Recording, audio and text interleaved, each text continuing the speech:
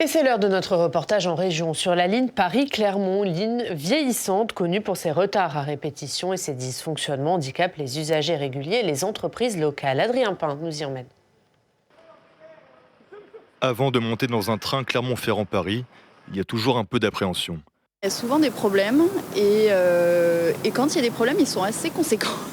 On n'est pas sûr, donc quand on a vraiment besoin d'être sûr, on est obligé presque de prendre la voiture. Aucun retard à signaler ce jour-là, mais le 19 janvier dernier, les voyageurs n'ont pas eu cette chance. Suite à une panne de locomotive, 700 personnes ont été bloquées toute la nuit dans le froid, sans chauffage. 7 heures de retard pendant lesquelles la Croix-Rouge est même intervenue pour donner des couvertures de survie. Des dysfonctionnements récurrents et embarrassants pour la SNCF, qui a refusé de nous répondre et de nous laisser filmer dans le train ou dans la gare. En cause de ces problèmes notamment, des rames vieillissantes lancées il y a plus de 40 ans. Des retards qui ralentissent l'économie de la ville. Du côté des entreprises locales, il y a un sentiment d'exaspération et d'enclavement. Ça, c'était l'été dernier. C'est 2 nuits, 2 nuits, une nuit, ça fait 4 nuits en 2 mois, vous voyez. Basé à Clermont-Ferrand, ce dirigeant d'entreprise réserve une nuit d'hôtel la veille de chaque rendez-vous à Paris pour être sûr d'être à l'heure.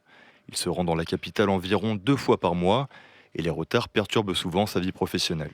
J'ai loupé mon Thalys pour Bruxelles et j'avais un rendez-vous très important à Bruxelles. Et ben voilà, j'ai raté mon rendez-vous et je suis arrivé à Bruxelles, on n'a pas pu me recevoir. Donc quand j'organise mes journées, j'ai 3, 4, 5 rendez-vous. Et ben maintenant j'en enlève un. J'en enlève un où je couche la nuit à l'hôtel la veille pour avoir tous mes rendez-vous. Le plus gros employeur de Clermont-Ferrand, le groupe Michelin, pâtit aussi de ces retards. C'est l'une des 2 seules entreprises du CAC 40 à avoir son siège en province.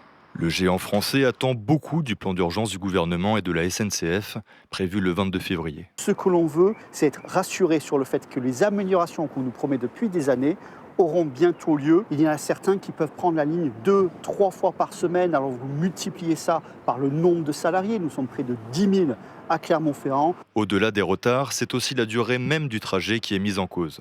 Plus de 3 heures aujourd'hui.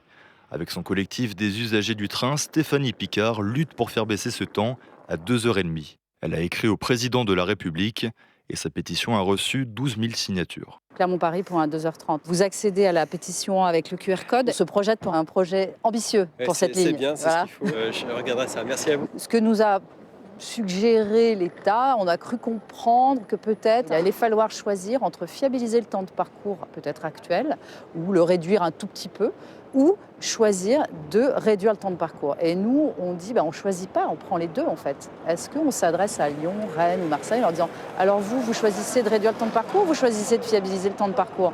Les retards de plus de 2 heures ont pratiquement doublé en 2023 par rapport à 2022 sur la ligne, selon la région. Son président, Laurent Wauquiez, menace la SNCF de retirer les financements régionaux s'il n'y a pas de solution avant la fin du mois. Bruno, on le voit, c'est évidemment compliqué pour les usagers, ça a un impact sur l'économie locale. Oui, très clair. Alors c'est vrai que c'est un cas de figure que rencontrent beaucoup de régions. Et ce qui est très difficile à expliquer, je pense, pour la SNCF, c'est quelle est la part qui revient à chacun.